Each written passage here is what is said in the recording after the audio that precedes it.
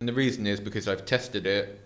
Like I've literally tested. I've been doing this for over a year now. Like I've been playing around with Tinder, like quite in detail for OnlyFans. The first thing I ever tested was multi-login and go login because they were like the most obvious ways to go through. And you can even be quite, what I thought was quite clever, but it turned out it didn't work. You can manipulate like your webcam to make it appear like you're taking the pictures in real time, but it just does not work as efficiently as mobile devices. Like you cannot get more realistic than the system that we have in place for creating Tinder accounts. We're using genuine mobile phones, iPhones. We're using like 4G internet. We're using unique locations with like unique iClouds and Gmails and phone numbers every single time. So they're completely isolated from each other.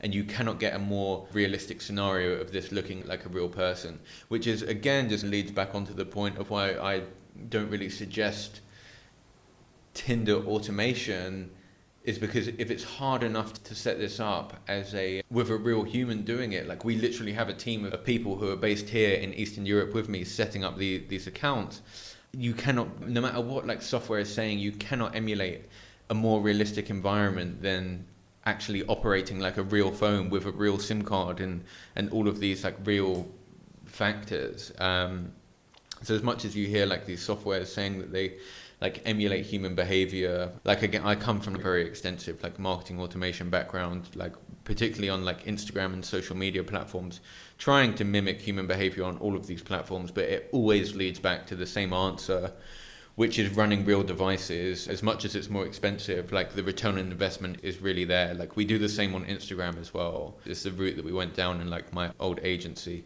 And at first I thought I was crazy when I thought to buy thousands of iPhones and set them all up and have real people managing and clicking them, because before that I was running everything through software. But quite simply, it's very easy to detect software and automation, and as much as on real phones we still have devices that get banned, the ban rate is a hell of a lot lower, and we're able to do a hell of a lot more activity compared to using any like sort of marketing or automation software. So my personal advice is like not to use it, but if you were going to use it, like you can even find like free plugins on like the Chrome Web Store. So there's no need to pay for like premium, not even premium, overpriced solutions basically. But as I mentioned before as well, the other thing that you're going to lose out on is like the targeting system, which is what I also love about my, like on the Instagram growth side of things. You can have a human eye. Like I absolutely love software and technology, and software and technology is great for automating repetitive tasks.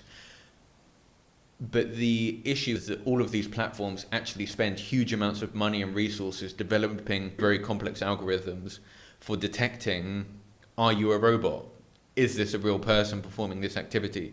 Tinder, more than anyone, is very focused on this. Like it used to be very easy to get away with creating accounts, and now the amount of updates and changes that we've seen ourselves in the past 8 months to 1 year, it has become a lot harder to create Tinder accounts. And the reason that has happened as well is because Tinder was becoming oversaturated with OnlyFans content creators, and there was a point about four months ago where we would be getting direct messages from guys just saying, are you only here to promote your OnlyFans? And that is always a sign that a marketing channel is oversaturated. Fortunately, that has actually died down now, which I think is actually a sign that Tinder's detection systems are working pretty well. So as much as it makes the job much harder to create Tinder accounts, it also kills off the competition because it has become so much harder to get active accounts. But anyway, yeah, that is like the current state of Instagram marketing. Do I still recommend it as an acquisition channel? 100%. Like we actively use it across all of our models, and like I said, as much as it's not high traffic, the quality of the traffic is just, in my opinion, it is the best quality traffic that you can get compared to any other like social media, definitely compared to paid promotion and so on. Yeah, conversion rate is great, and generally the guys are quite happy to spend money. Yeah, I still love it as an acquisition channel despite the difficulties. It's still well worth it. Other than that, if there's any other, these are like the main questions that I get at least like a couple of times per week. But yeah, if there's any other questions about Tinder and anything else, yeah, feel free to leave a comment.